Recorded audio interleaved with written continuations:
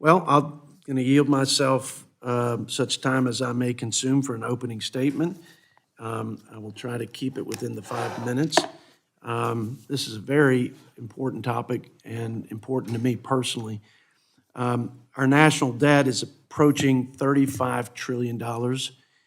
These are stunning statistics and should be sobering for every American.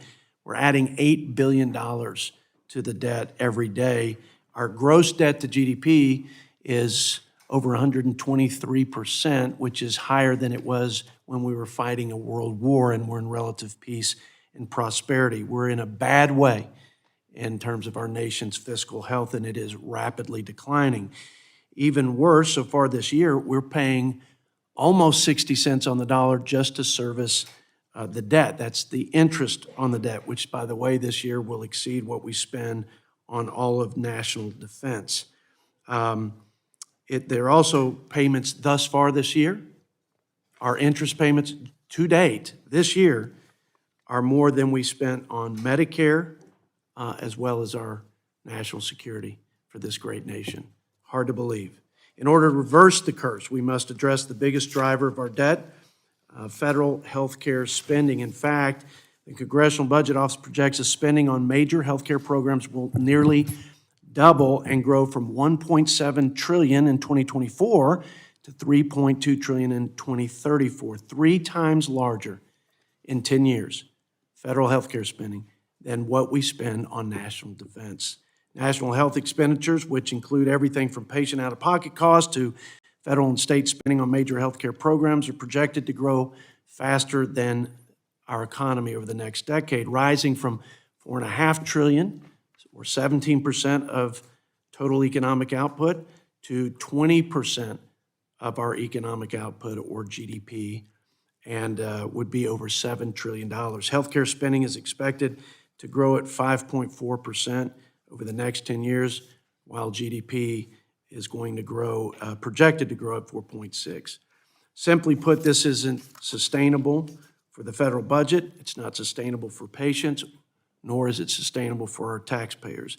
This hearing today is important. We're going to focus on one of the key issues plaguing our broken healthcare system and driving increased federal spending, which is increased consolidation in healthcare markets. Big medicine, as I like to call it, big medicine consolidation across healthcare markets, ranging from hospitals purchasing independent physician offices, we'll delve into that, to insurance companies acquiring pharmaceutical benefit managers, and even pharmacies themselves down the supply chain. And then we have other trends. But the data spells out a troublesome picture of the current state of healthcare markets and the impact of consolidation on spending. In fact, CBO stated that consolidation has increased federal health spending and costs for patients while limiting their choices and decreasing patient access to quality care.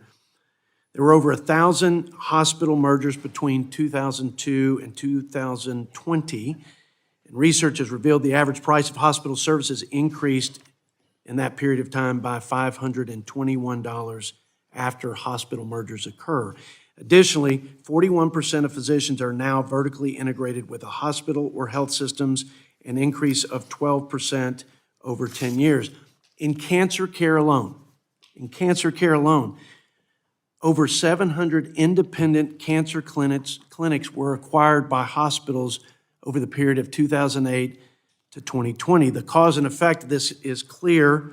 Prices for physician services in areas with high market concentration are between statistically 14 and 30% higher than in areas with less consolidation.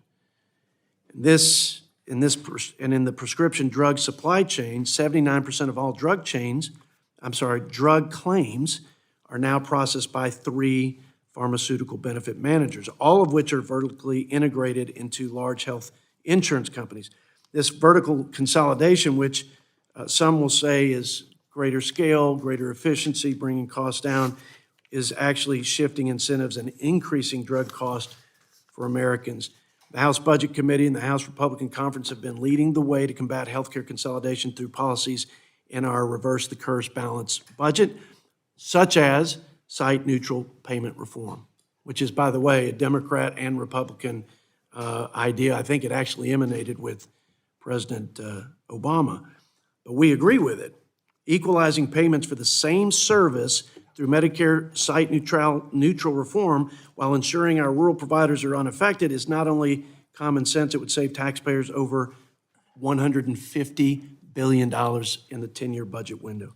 More importantly, this policy would end the perverse incentive that's leading to hospitals acquiring independent physician offices, leaving the market with less competition, patients with fewer choices, and then most importantly, our reform would ensure seniors will pay less out-of-pocket costs, and we believe that's the bottom line here in terms of our success objective.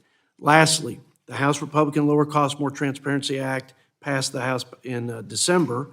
Not only includes transparency reforms to improve healthcare markets, it also included a site-neutral payment for Part B physician-administered drugs. So we're moving in the right direction, in my opinion, for sure.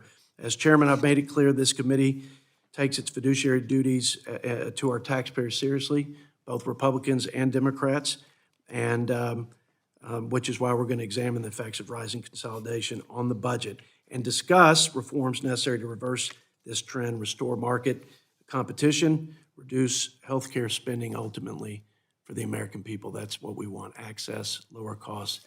Nobody can afford healthcare at this point, and I know we're all working towards that stated objective. With that, I yield to my ranking member and friend from the Keystone